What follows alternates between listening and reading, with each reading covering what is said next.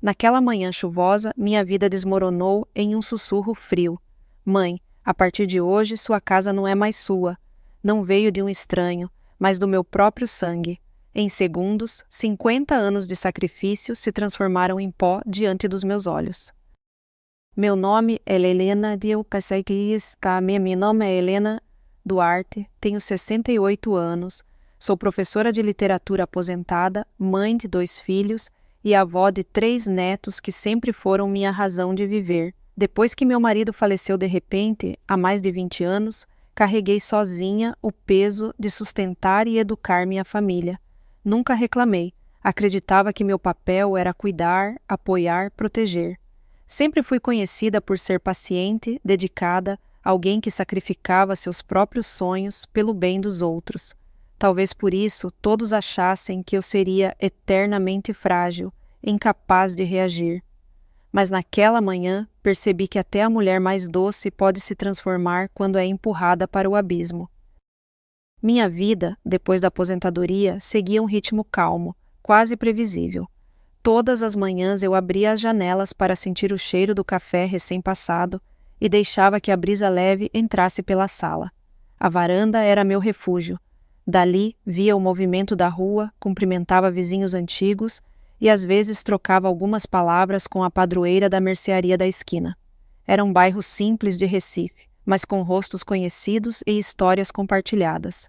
Ali, cada parede da minha casa guardava parte do meu coração, as fotografias amareladas do meu casamento, os rabiscos de altura na porta que registravam o crescimento dos meus filhos e os móveis de madeira que ainda exalavam lembranças do meu marido. Aos domingos, minha rotina se transformava. Eu passava aí a manhã inteira cozinhando pratos tradicionais como feijoada ou galinha ao molho, apenas para ver minha mesa cheia de risadas e conversas animadas. Marcos, meu filho mais velho, chegava com pressa, mas sempre dizia que fazia questão de estar presente.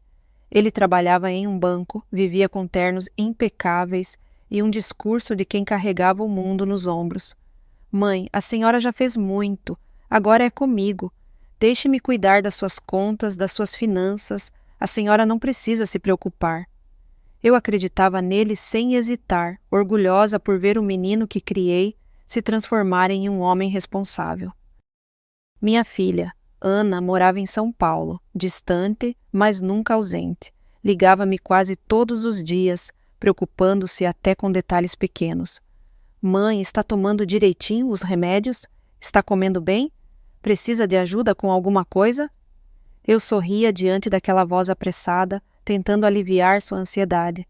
Dizia sempre que estava ótima, mesmo quando a solidão batia mais forte. Meus netos eram meu alento. Com eles, minha casa voltava a ecoar como nos tempos de juventude. O mais velho me mostrava pacientemente como mexer no celular, ensinava aplicativos novos, ria das minhas dificuldades tecnológicas. Já a mais nova pedia toda noite: vovó, conta de novo aquela história da época em que era professora. Nessas horas eu sentia que ainda tinha um papel essencial, que não era apenas uma senhora idosa, mas a guardiã das memórias e da história da nossa família. Apesar de todo esse cenário aparentemente harmonioso, às vezes eu percebia pequenas rachaduras na superfície da minha vida. Documentos que eu tinha certeza de ter guardado em uma gaveta surgiam em outro lugar. Contas bancárias que, em minha memória, deveriam apresentar um valor, de repente pareciam ligeiramente diferentes. Quando questionava, Marcos sempre tinha uma resposta pronta. Mãe, é só uma atualização do sistema. Esses extratos são complicados, a senhora não precisa se preocupar. Eu sorria, aliviada por sua explicação convincente, e deixava passar. Outra coisa que começou a me incomodar eram os comentários sutis, quase imperceptíveis, que surgiam em conversas informais. Mãe, a senhora já pensou em morar em um lugar com mais assistência? Um condomínio de idosos, quem sabe, seria mais seguro, mais adequado para a sua idade. Eu ria, desconversava, fingindo não dar importância. Dentro de mim, no entanto, sentia uma pontada de desconforto. Eu não me considerava frágil nem incapaz. Minha mente ainda era clara, meu corpo ainda respondia com força razoável. mas aqueles sussurros plantavam uma dúvida silenciosa. Ainda assim, preferia me apegar ao que havia de bom: os jantares de domingo, o carinho dos netos, os telefonemas de Ana. Dizia-la a mim mesma que essas inquietações não passavam de exageros da minha imaginação, fruto da idade. Afinal, como poderia suspeitar de quem eu mais amava? Era essa a minha vida naquele tempo. Simples, confortável, entrelaçada de memórias e de uma confiança quase cega. Uma vida aparentemente tranquila, mas que, em silêncio, já anunciava o início da tempestade que mudaria tudo. Era uma manhã de julho, aparentemente igual a tantas outras. O sol brilhava forte e eu me arrumava com cuidado porque Marcos havia me convidado para ir ao banco com ele. É só para assinar alguns papéis, coisa simples, mãezinha, dissera na véspera com aquele tom doce e protetor que sempre usava quando queria me convencer. Coloquei um vestido azul claro, passei batom e ajeitei o cabelo. Gostava de estar apresentável em compromissos assim. Era uma forma de reafirmar para mim mesma que ainda tinha dignidade, presença.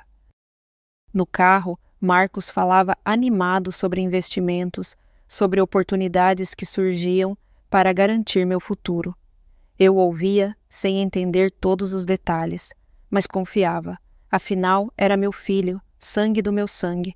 Quando chegamos ao banco, ele me conduziu até uma sala reservada.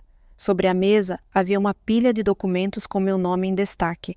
O gerente, um homem jovem, sorriu de forma ensaiada. Dona Helena, não esqueci. Helena, precisamos apenas de sua assinatura aqui, aqui e aqui. Peguei a caneta, mas hesitei. Eram muitas páginas, com termos que eu não compreendia. Marcos, meu filho, o que exatamente estou assinando? Ele riu, acariciando meu ombro. É só um procedimento para facilitar a administração da casa e da aposentadoria, mãe. A senhora confia em mim, não confia? Aquelas palavras soaram como uma ordem, não um pedido. Eu respirei fundo, engoli a dúvida e assinei. 1, 2, 3 vezes. Quando terminei, Marcos guardou os papéis rapidamente, como se temesse que eu mudasse de ideia. No caminho de volta, tentava conversar, mas percebi que ele estava inquieto, o olhar fixo na estrada, evitando me encarar. Naquela noite, algo em mim não encontrou descanso. Havia um peso estranho no coração. Peguei meus óculos, abri a gaveta onde costumava guardar correspondências e procurei os extratos recentes. Ao compará-los com anotações antigas, percebi diferenças que não conseguia explicar. Valores menores, retiradas que eu não lembrava de ter feito. No dia seguinte, liguei para Ana, minha filha, em São Paulo. Contei-lhe sobre os papéis assinados e sobre minha desconfiança. Houve um silêncio do outro lado da linha, seguido de um suspiro aflito. Mãe, a senhora não devia assinar nada sem me mostrar antes. Por favor, tenha cuidado. O Marcos é bom filho, eu sei, mas às vezes ele pensa demais em dinheiro. Tentei rir, minimizar, mas o alerta dela ficou ecoando na minha mente. E no fundo eu já sabia, algo estava errado. Muito errado. 2 dias depois daquela ida ao banco, eu estava na cozinha preparando um bolo simples de fubá, quando ouvi Marcos chegar mais cedo do trabalho. Ele entrou apressado, quase nervoso, e largou a pasta sobre a mesa. Mãe, precisamos conversar, disse sem o sorriso habitual. Senti meu estômago revirar. Ele puxou uma cadeira, sentou-se e respirou fundo. A senhora sabe que cuidar de uma casa grande sozinha não é mais seguro. Eu e a Cristina pensamos muito e achamos melhor que a senhora se mude para um residencial.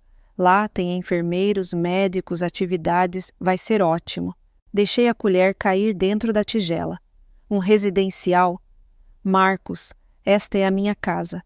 Eu mesma construí cada canto com seu pai. Aqui criei vocês.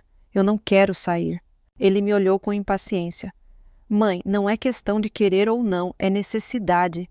A senhora assinou os documentos, lembra? A casa já está em processo de transferência. Meu coração gelou.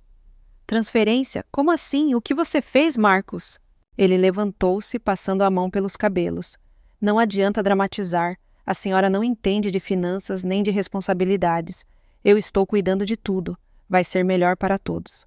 As lágrimas começaram a brotar sem que eu pudesse controlar. Você vendeu minha casa sem me perguntar, sem ao menos me explicar? Marcos se aproximou, segurando meus ombros com força.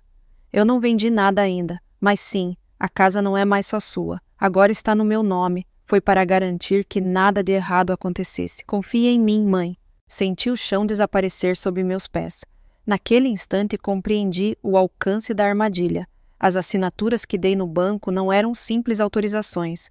Eram a chave para entregar meu lar, meu passado, minha dignidade. Naquela noite, não consegui dormir.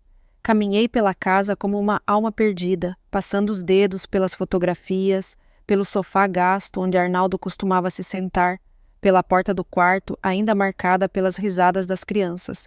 Cada lembrança parecia me gritar: você foi enganada.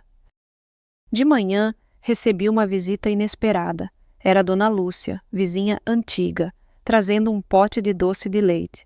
Ela percebeu minha expressão abatida e perguntou: está tudo bem, Helena? Eu quase desabei, mas engoli o choro. Está sim, minha amiga, só um pouco cansada.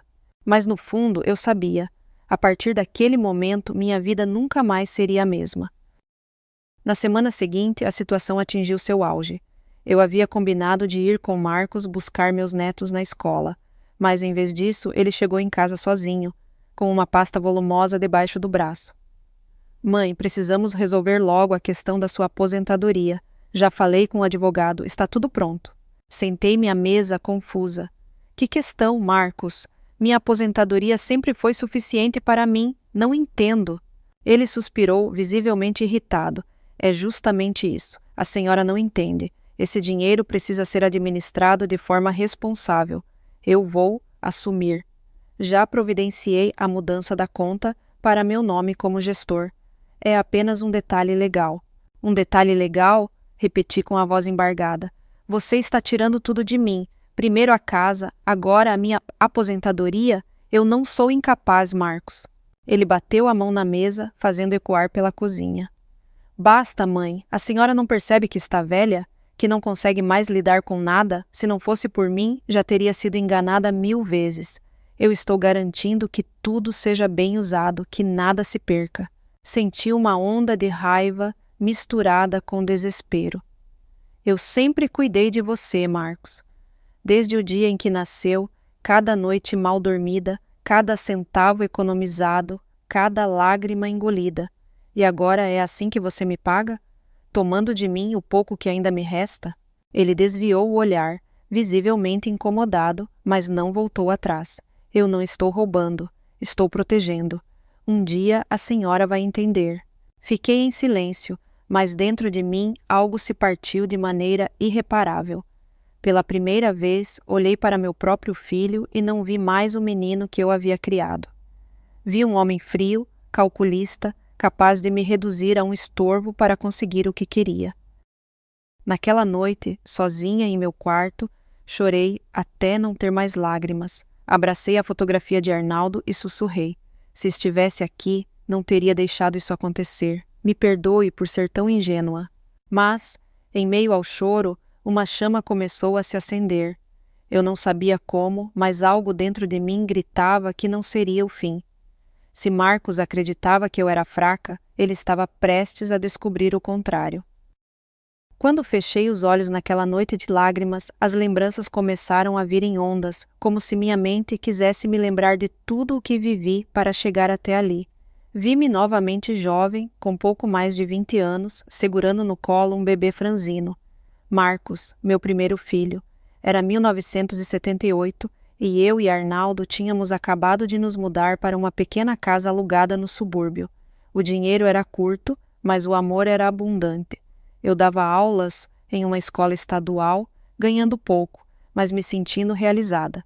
Arnaldo trabalhava como mecânico, voltava para casa sempre cansado, mas com um sorriso no rosto. Foram anos difíceis, de sacrifícios diários. Eu me lembro de ter passado noites inteiras acordada, corrigindo provas à luz de uma lâmpada fraca, enquanto Marcos dormia no berço improvisado ao lado da cama. Lembro-me também da ansiedade para pagar o aluguel, das vezes em que precisei escolher entre comprar comida ou remédios. Nunca deixei faltar nada para meus filhos, mesmo que isso significasse que eu ficaria sem. Quando Ana nasceu, 3 anos depois, a situação ficou ainda mais apertada. Mas ao mesmo tempo minha vida se encheu de cor. Era uma menina doce, que desde cedo mostrava inteligência e sensibilidade. Eu me orgulhava de vê-la crescer, de observar sua curiosidade pelo mundo. Arnaldo sempre dizia: Helena, nossos filhos são nosso maior patrimônio. Um dia eles vão nos dar orgulho. Mas a vida nem sempre nos dá o tempo que precisamos. Arnaldo morreu jovem, de um infarto fulminante, quando Marcos tinha apenas 16 anos. Lembro-me daquela noite como se fosse agora. O telefone tocando de madrugada, a notícia seca, cruel. Meu mundo desabou. Fiquei viúva aos 42 anos, com 2 filhos ainda dependentes de mim. A partir daquele momento, tudo mudou. Trabalhei dobrado, aceitei turmas extras, vendi doces para complementar a renda, costurei roupas à noite. Não havia espaço para fraqueza. Eu precisava ser mãe e pai ao mesmo tempo. Foi assim que sustentei a casa, paguei os estudos, garanti que nunca faltasse comida na mesa. Hoje, olhando para trás, percebo quanto renunciei. Nunca viajei, nunca comprei roupas caras, nunca me permiti luxos. Todo o dinheiro que passava pelas minhas mãos tinha um destino: Marcos e Ana. O futuro deles era a minha prioridade absoluta. Depois da morte de Arnaldo, os dias se tornaram longos e pesados, mas também me ensinaram a força que eu mesma não sabia possuir. Eu acordava antes do sol nascer, preparava o café da manhã simples, pão amanhecido aquecido no forno, café coado em pano gasto, e saía para dar aula. No intervalo entre as turmas, eu corrigia exercícios, preparava novas lições, sempre com pressa, porque ao final da tarde ainda me esperava a segunda jornada em casa. Marcos, adolescente na época, reagiu de um jeito que me preocupava. Ficou revoltado, respondia com agressividade, muitas vezes trancava-se no quarto. Eu sabia que era dor, que era a forma dele lidar com a ausência do pai. Então, em vez de repreendê-lo, eu tentava abraçá-lo, conversar, mostrar que estávamos juntos. Quantas vezes entrei no quarto de madrugada e o encontrei chorando escondido, segurando uma foto do Arnaldo. Eu me sentava ao lado dele e dizia: seu pai teria orgulho de você, meu filho, mas precisamos continuar, só temos uns aos outros agora. Ana, ao contrário, mergulhou nos estudos. Era aplicada, curiosa e encontrava nos livros uma forma de fugir da dor. Eu incentivava sempre. Não havia maior alegria para mim do que vê-la trazer boletins com notas altas, ou mostrar os prêmios que ganhava em concursos escolares. Eu pensava: sei que estou fazendo algo certo. Sei que, apesar das dificuldades, meus filhos terão um futuro melhor do que o meu. Mas os sacrifícios eram enormes. Muitas vezes, abri mão de necessidades básicas. Lembro-me de uma noite gelada em que só havia um cobertor grosso. Eu o coloquei sobre os 2 filhos, enquanto me encolhia numa manta fina, tremendo, mas feliz de vê-los dormirem aquecidos. Houve também o dia em que vendi a aliança de casamento para comprar os livros que Marcos precisava no colégio técnico. Doeu como se arrancassem um pedaço de mim, mas, ao mesmo tempo, senti que estava honrando a memória de Arnaldo. Havia, no entanto, momentos de ternura que me sustentavam. Os almoços improvisados no quintal, com arroz, feijão e um ovo dividido entre 3. As risadas de Ana contando histórias da escola.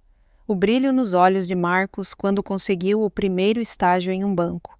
Esses pequenos instantes eram a recompensa invisível de cada noite mal dormida.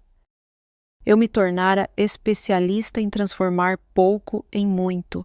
Costurava vestidos a partir de tecidos doados, inventava receitas com sobras de feira, reciclava cadernos usados para criar novos.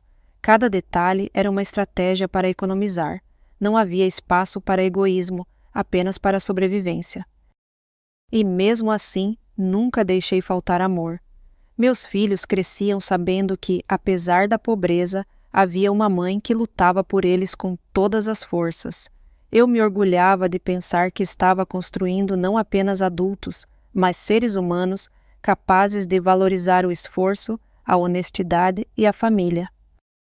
Os anos passaram e pouco a pouco vi meus filhos se transformarem em adultos. Marcos conseguiu vaga em uma faculdade de administração. Eu jamais teria condições de pagar a mensalidade inteira, mas não desisti. Peguei empréstimos, vendi um pequeno terreno herdado de minha mãe e trabalhei em aulas particulares durante a noite para completar o valor. Muitas vezes, chegava em casa exausta, com os olhos ardendo de tanto ler e corrigir redações, mas bastava ouvir a voz dele dizendo: "Obrigado, mãe, não vou te decepcionar", para que toda a fadiga se transformasse em força. Ana, com sua disciplina, sonhava em ser médica. Lembro-me do dia em que recebeu a carta de aprovação na universidade pública. Foi uma das poucas vezes em que chorei de felicidade. Eu a abracei com força e disse: "Minha filha, você vai curar vidas. Esse será o maior legado do nosso sacrifício." Ela sorria, ainda com medo de sair de casa, mas determinada. Para ajudá-la, mandei parte do meu salário todo mês, mesmo que isso significasse comer mais simples ou adiar concertos na casa. Nessa época, minha vida se resumia a equilibrar contas, inventar milagres financeiros e esconder minhas próprias dores. Quando minha saúde começou a dar sinais de cansaço, a pressão alta, as dores nos joelhos, eu preferi calar. Não queria que eles se preocupassem. Dizia sempre que estava bem, que ainda tinha forças. O orgulho que sentia dos meus filhos era a chama que me mantinha viva. Eu lembrava dos dias em que Arnaldo dizia que nosso futuro estaria nas mãos deles, e eu acreditava, cada real gasto, cada noite em claro, cada lágrima escondida valeria a pena quando eles fossem adultos realizados. Foi nesse período que aprendi a suportar humilhações silenciosas. Houve meses em que precisei pedir ajuda a colegas de escola para pagar as contas de luz.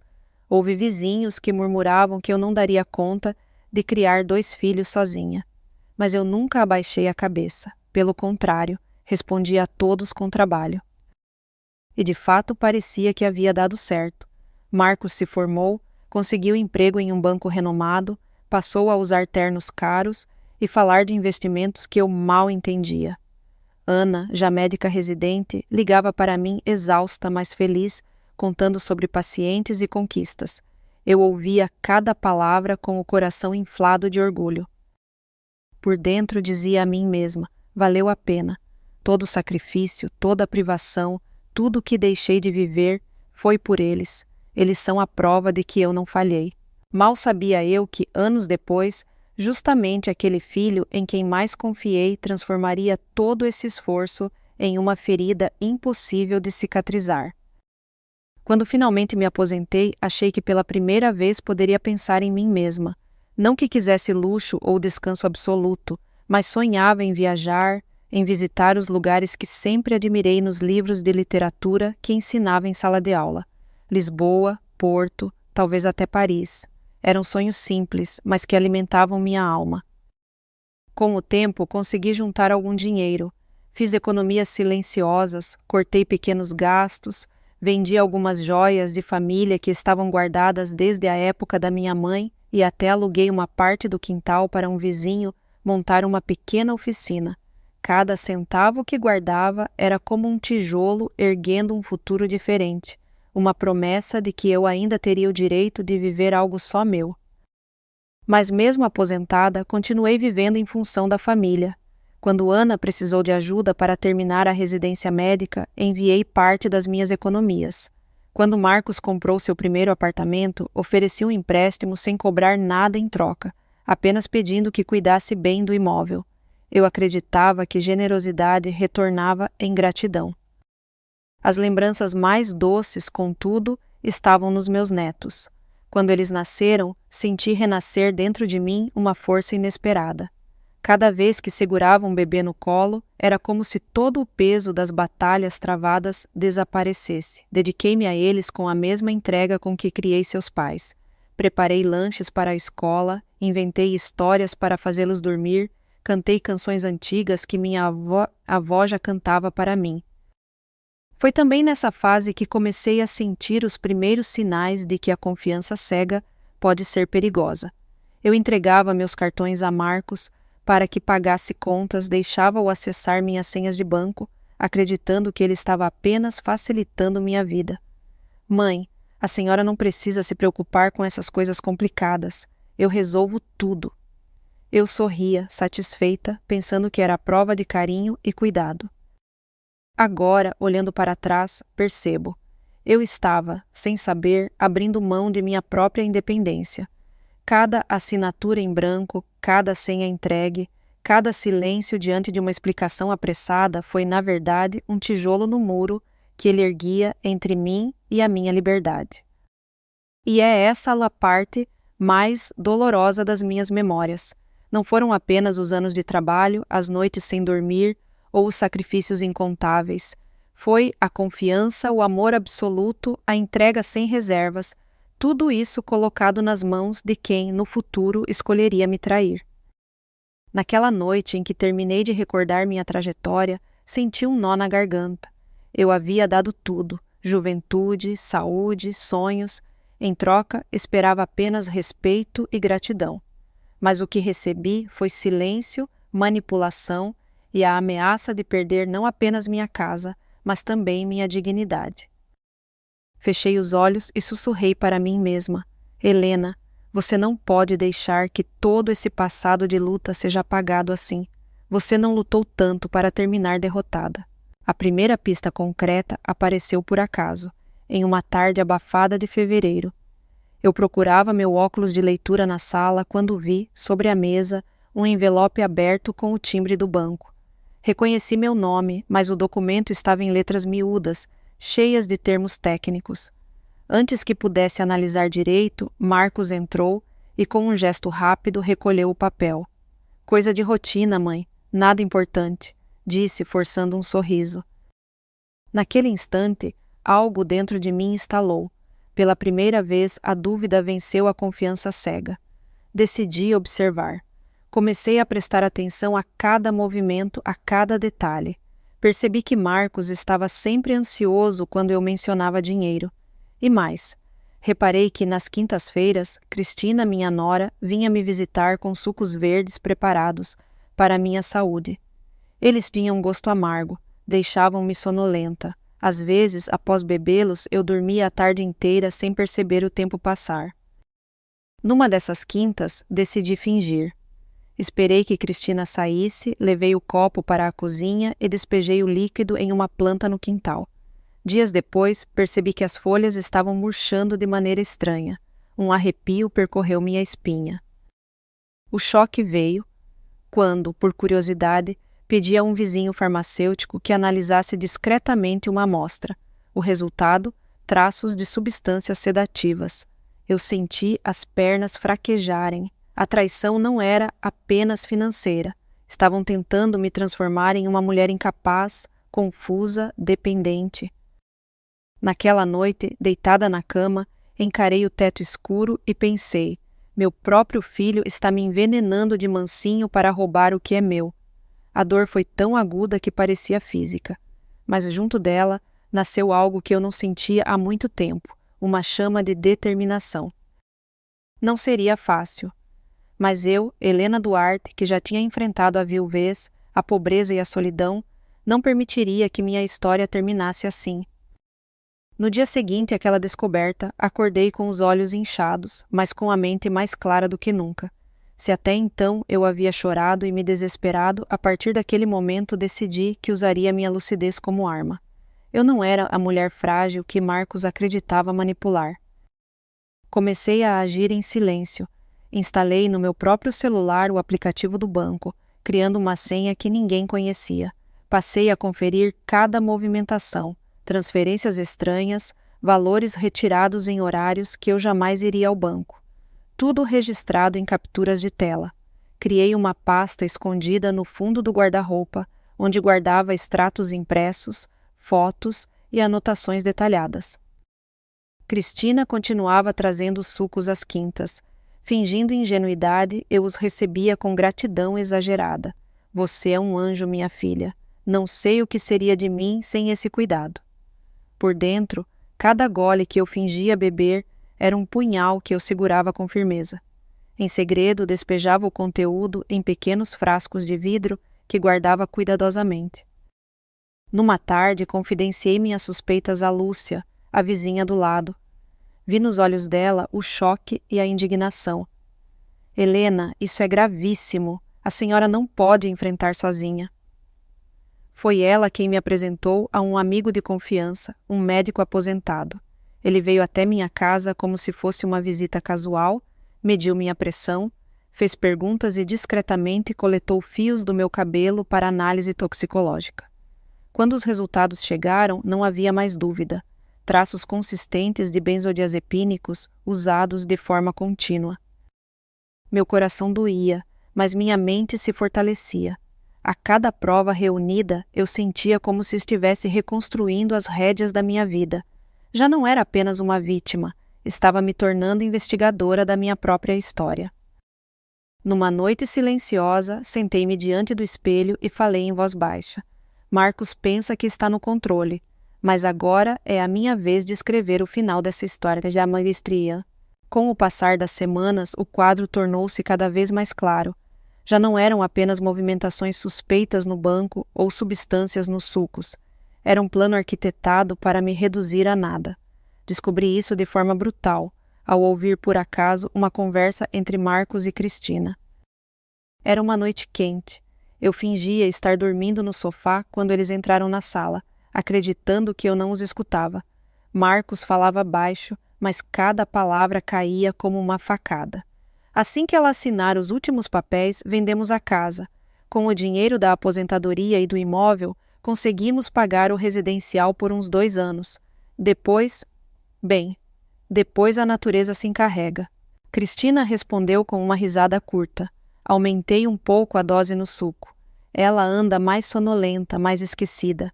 Logo ninguém vai duvidar que precisa de cuidados. Senti meu corpo inteiro tremer.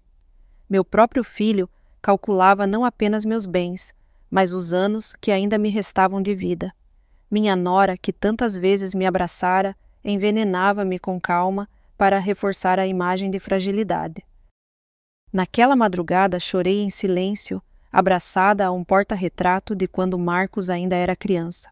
Na foto, ele sorria com os dentes da frente faltando, orgulhoso do carrinho de madeira que Arnaldo havia feito para ele.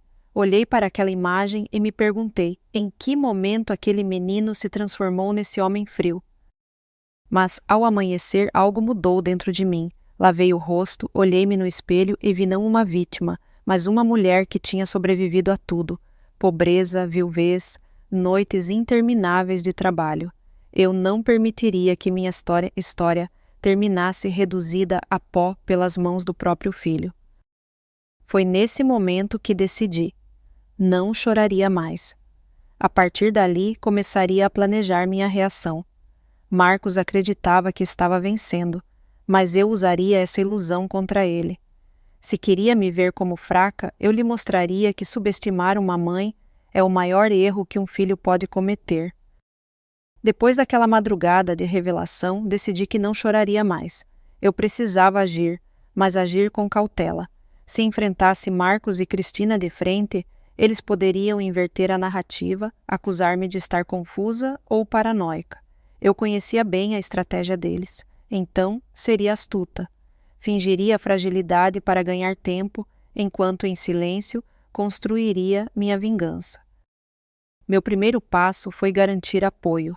Procurei discretamente Miguel, um ex-aluno brilhante que hoje era advogado. Lembro-me do brilho nos olhos dele quando me reconheceu. Professora Helena? Não acredito. A senhora foi quem me incentivou a seguir carreira no direito. Eu devo muito à senhora. Contei-lhe, com a voz embargada, parte do que estava acontecendo. Não precisava exagerar, as provas já falavam por si. Mostrei os extratos bancários, os frascos com resíduos dos sucos, as anotações que vinha fazendo. Miguel ficou em silêncio por alguns minutos, absorvendo o peso da situação. Depois disse com firmeza: "Isso é crime, dona Eliana. Abuso financeiro contra idoso, administração infiel, até tentativa de lesão. A senhora tem um caso sólido, mas precisamos ser inteligentes. Quer denunciar agora ou prefere preparar o terreno?" Respirei fundo. Eu ainda hesitava em expor meu filho publicamente. Uma parte de mim insistia que talvez ele pudesse se arrepender, voltar atrás. Mas outra parte, a mais ferida, a mais cansada, sabia que não havia volta. Quero justiça, Miguel, mas do meu jeito, sem escândalo imediato. Quero que eles pensem que ainda estão no controle. Ele sorriu de leve, admirado. Então vamos jogar xadrez, professora. A senhora finge ser a peça frágil, enquanto monta um xeque-mate invisível. Assim começou minha verdadeira transformação. Durante o dia, eu continuava a interpretar a mãe dócil, agradecida, aparentemente confusa. À noite, organizava provas, escrevia cada detalhe em meu diário secreto e planejava cada passo com Miguel. Meu segundo passo foi abrir uma nova conta em outro banco, totalmente fora do alcance de Marcos. Com a ajuda de Miguel, transferi pequenas quantias que não chamariam atenção, alegando que precisava de dinheiro em espécie para comprar material de artesanato. Enquanto isso, comecei a vender discretamente algumas joias antigas herdadas de minha mãe. Não eram muitas, mas o suficiente para construir um fundo de emergência. O terceiro passo foi ainda mais ousado. Visitei um pequeno apartamento modesto em um bairro distante. 2 quartos simples, mas aconchegantes. Era o lugar perfeito para me tornar independente novamente. Com a intermediação de Miguel, comprei o imóvel em nome dele, para que Marcos jamais suspeitasse. Cada centavo usado naquela compra era como uma semente de liberdade. Enquanto isso, Marcos e Cristina continuavam acreditando na farsa. Eu sorria quando bebia os sucos, fingia confusão quando assinava papéis, sem importância, e agradecia exageradamente pelo cuidado que me ofereciam.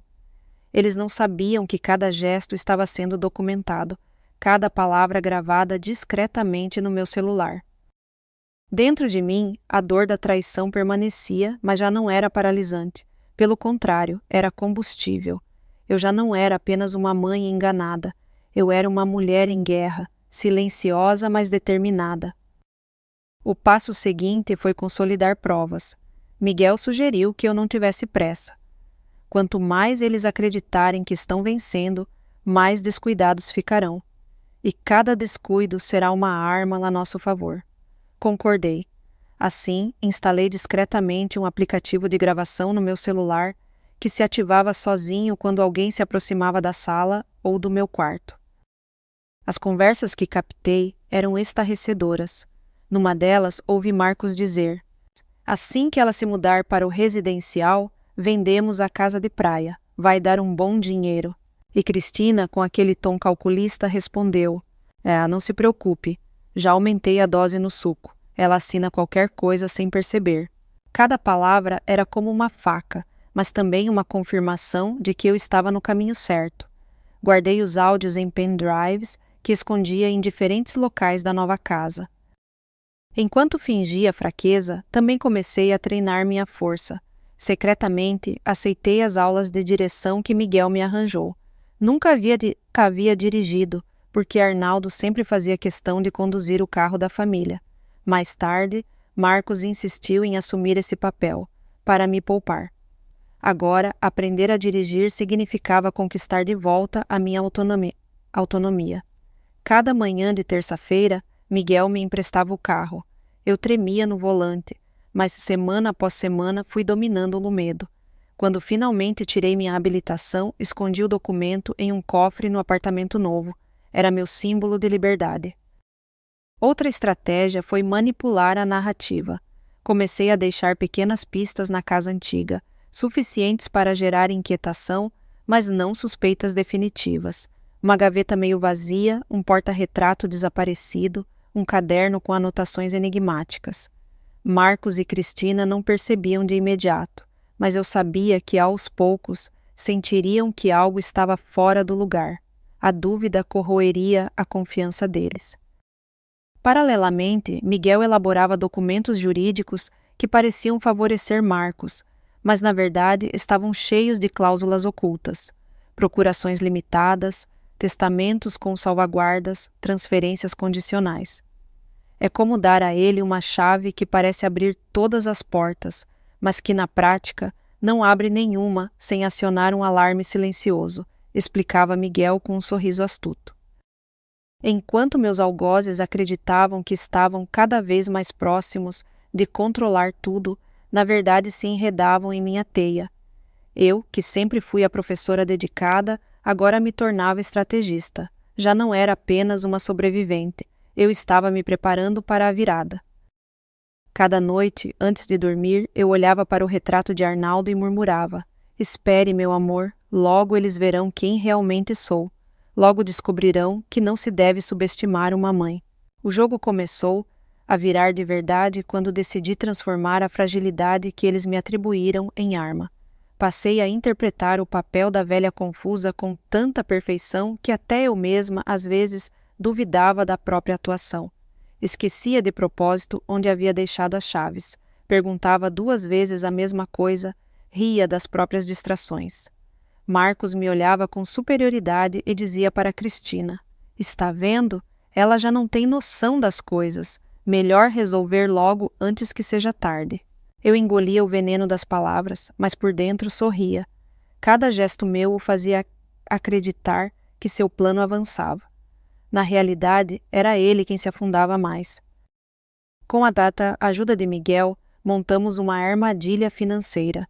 Criamos uma conta conjunta com valor considerável, cerca de R$ 50.000, suficiente para despertar a ganância, mas não tanto a ponto de me prejudicar se fosse perdido. Como previsto, durante uma viagem de fim de semana, Marcos não resistiu. Fez transferências pequenas, testando os limites. Miguel me mostrou os registros, datas, horários, até o endereço de IP usado. Cada clique dele era uma prova a mais em meu favor. Enquanto isso, continuei fortalecendo minha rede de apoio. Reaproximei-me das antigas colegas professoras que Marcos havia tentado afastar sob a desculpa de que era melhor eu descansar. Contei a elas parte do que estava acontecendo. O choque delas se transformou em solidariedade imediata. Regina, a mais direta, exclamou: sempre achei aquele sorriso do Marcos ensaiado demais. Conte conosco, Eliana, não vamos deixar você sozinha. Essa rede se tornaria essencial, não apenas como apoio emocional, mas como testemunhas vivas de que eu estava lúcida, ativa, independente. Quanto mais pessoas soubessem da minha verdadeira condição, mais difícil seria para Marcos sustentar a narrativa de que eu estava senil. Na minha mais antiga casa, continuei deixando sinais sutis. Uma gaveta esvaziada, metade dos meus medicamentos sumidos, um bilhete rabiscado com endereço incompleto. Nada explícito, apenas o suficiente para provocar dúvida. A incerteza é corrosiva e eu queria que eles sentissem a insegurança crescendo por dentro. Numa tarde, enquanto Cristina servia o suco verde, fingindo carinho, olhei nos olhos dela e disse: você é como uma filha para mim, sabia? Confio plenamente em você. Ela sorriu satisfeita, sem imaginar que cada mililitro daquele líquido estava sendo guardado como prova de crime. Eu me transformava diante dos meus próprios olhos. Já não era a professora aposentada que passava os dias lendo na varanda. Agora eu era estrategista, investigadora, atriz e guerreira ao mesmo tempo. E a cada passo sentia que a vitória estava mais próxima. Os dias que antecederam a viagem da família foram o palco perfeito para meu último ato. Marcos e Cristina planejavam passar 2 semanas em Lisboa, custeadas com o dinheiro que haviam desviado de minhas economias. Achavam que, na minha ausência de lucidez, nada impediria a concretização de seus planos. Mal sabiam que eu também preparava minha própria partida. 2 dias antes do embarque, Marcos apareceu com uma pilha de papéis. Mãe, é só uma procuração temporária. Enquanto estivermos fora, eu cuido de tudo para a senhora. É para a sua segurança. Sorri docemente, peguei a caneta e assinei sem hesitar. O que ele não sabia é que aqueles documentos haviam sido previamente preparados por Miguel, idênticos na aparência, mas repletos de cláusulas restritivas que anulavam qualquer tentativa de golpe. Na manhã da viagem, Cristina ligou com falsa preocupação. Dona Helena, pensamos melhor. É melhor a senhora não ir. O voo é longo, sua pressão anda instável. Fique em casa, descansando. Fingi confusão. Ah, mas já arrumei minha mala. Estava tão animada. Não se preocupe, vamos trazer lembrancinhas. Quando desliguei, sorri sozinha. Aquela exclusão que eles acreditavam ser sua maior vitória seria, na verdade, o início da minha revanche. Assim que o táxi os levou ao aeroporto, comecei a executar o plano. Marlene, minha vizinha e cúmplice silenciosa, me ajudou a transferir caixas com meus pertences mais importantes para um novo apartamento. Fotografias, diários, objetos de valor sentimental. Deixei móveis e utensílios para não levantar suspeitas. Enquanto eles posavam sorridentes em frente à Torre de Belém, eu registrava no cartório meu novo testamento, notificava bancos sobre movimentações suspeitas e formalizava denúncias preventivas. Cada carimbo, cada assinatura era como um tijolo erguendo a fortaleza que me protegeria. No 7º dia, instalei discretas câmeras na casa antiga, conectadas a um servidor seguro.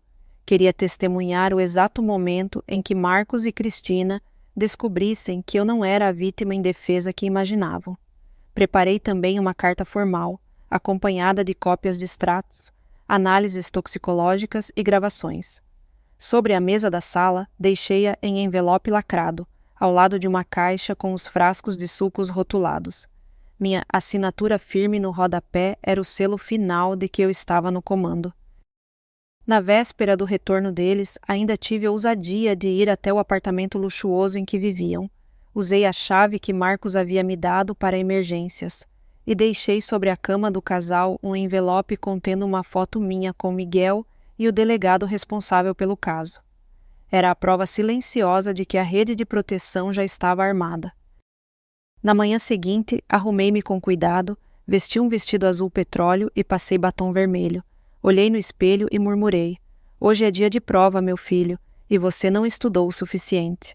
Sentei-me numa cafeteria próxima, abri o notebook e acompanhei pelas câmeras cada movimento deles ao entrarem na casa. Vi o momento exato em que encontraram meu quarto vazio, a carta sobre a mesa, a caixa com provas. Vi o desespero estampado nos rostos, a incredulidade, a fúria impotente. Naquele instante soube. A virada estava completa. Eu já não era presa, eu era a caçadora.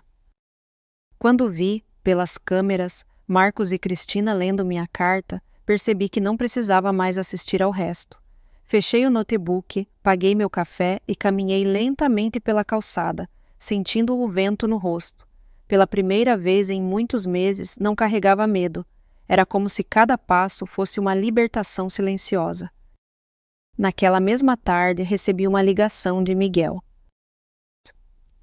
Dona Helena, já entregamos oficialmente as denúncias. O inquérito está aberto. A senhora não precisa se preocupar. Agora a lei está ao seu lado. Agradeci em silêncio com a voz embargada. Eu não buscava vingança cega, mas justiça. E, acima de tudo, queria recuperar algo que parecia perdido: minha dignidade. Nos dias que seguiram, Marcos tentou me ligar inúmeras vezes. As mensagens se acumulavam no meu celular. "Mãe, precisamos conversar." "Foi um mal-entendido. Juro que não era isso que a senhora pensa. Pelo amor de Deus, não acabe com nossa família assim." Li cada palavra com um nó na garganta, mas não respondi. Por décadas, eu havia dado todas as respostas, todas as soluções, todos os sacrifícios. Agora era a vez dele aprender com o silêncio. Meus netos, no entanto, continuaram sendo meu ponto sensível. Pedi a Miguel que intermediasse um encontro. Quando finalmente os recebi no meu novo apartamento, abriram os olhos admirados. "Vovó, você mora sozinha? Aqui? Que lindo!" Sentei-os no sofá e expliquei, sem rancor, mas com firmeza. "Ei, a vovó não está doente nem confusa.